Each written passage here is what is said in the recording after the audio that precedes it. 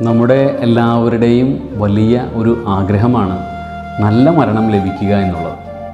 നന്നായി ഒരുങ്ങി പ്രാർത്ഥിച്ച് നമ്മുടെ ഉത്തരവാദിത്തങ്ങളെല്ലാം തീർത്ത് കാണേണ്ടവരെയെല്ലാം കണ്ട് നല്ല ഭക്ഷണം കഴിച്ച് അധികം വേദനയില്ലാതെ വരപ്രസാദത്തോടു കൂടി മരിക്കുക എന്നുള്ളത് ആരാണ് ആഗ്രഹിക്കാത്തത്? എല്ലാ ഉത്തരവാദിത്വങ്ങളും തീർത്ത് ഭൗതികമായ കടമകളെല്ലാം അവസാനിപ്പിച്ച് ഈശോയെ സ്വീകരിച്ച് മരിക്കുക എന്നുള്ളത് നമ്മുടെ എല്ലാവരുടെയും സ്വപ്നമാണ്. അതിനുവേണ്ടി പ്രത്യേകമായി വിശുദ്ധ യൗസേപ്പ് പിതാവിൻ്റെ മാധ്യസ്ഥം തേടിയൊക്കെ നമ്മൾ പ്രാർത്ഥിക്കാറുണ്ട്. പക്ഷേ ശരിക്കും എന്താണ് നൽമരണം?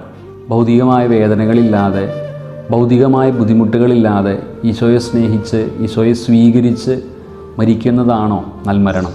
എൻ്റെ ജീവിതത്തിൽ എൻ്റെ ലക്ഷ്യം ഞാൻ സ്വീകരിച്ചു, ആ ലക്ഷ്യത്തിലേക്ക് ഞാൻ മുൻപോട്ട് പോകുന്നു, ആ ലക്ഷ്യത്തിൽ ഞാൻ എത്തിച്ചേരുമെന്നുള്ള ഉറപ്പ് ലഭിച്ചാൽ അതാണ് നൽമരണം. സ്വർഗത്തിലേക്ക് എത്തിച്ചേരുക എന്നുള്ളതാണ് എൻ്റെ ഏറ്റവും വലിയ ലക്ഷ്യം. എൻ്റെ മരണശേഷം സ്വർഗത്തിലെത്തിച്ചേരാൻ സാധിക്കുന്ന വിധത്തിൽ എൻ്റെ ജീവിതത്തെ ക്രമീകരിക്കാനായിട്ട് സാധിച്ചിട്ടുണ്ടെങ്കിൽ ബാക്കിയെല്ലാം ഗൗരവമില്ലാത്ത കാര്യങ്ങളാണ്. ഒരുപക്ഷെ ഭൗതിക ജീവിതത്തിൽ നമ്മൾ തോറ്റുപോയിട്ടുണ്ടാകാം. ഒരുപക്ഷെ നമുക്ക് വലിയ സമ്പത്തൊന്നും മാറ്റിവെക്കാനായിട്ട് സാധിച്ചിട്ടുണ്ടാവില്ല. പരിശുദ്ധ അമ്മ നമ്മളെ ഒരു കാര്യം ഓർമ്മിപ്പിക്കുന്നുണ്ട്. ഭൗതികമായിട്ട് വലിയ നേട്ടങ്ങളൊന്നുമില്ലാതെ പക്ഷേ സ്വർഗത്തിൽ സ്ഥാനമുറപ്പിച്ച ആളാണ് പരിശുദ്ധ അമ്മ.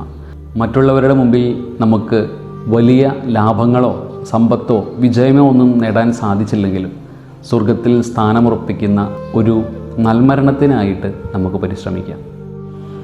മരിച്ച വിശ്വാസികളുടെ ആത്മാക്കൾ തമ്പുരാൻ്റെ മനോഗണത്താൽ മോക്ഷത്തിൽ ചേരുവാൻ ഇടയുണ്ടാകട്ടെ. നിത്യപിതാവേ, ഈശോ മിശിഹാ കർത്താവിൻ്റെ വിലതീരാത്ത തിരിച്ചോറിയെക്കുറിച്ച് അവരുടെ മേൽ കൃപയുണ്ടാകണമേ.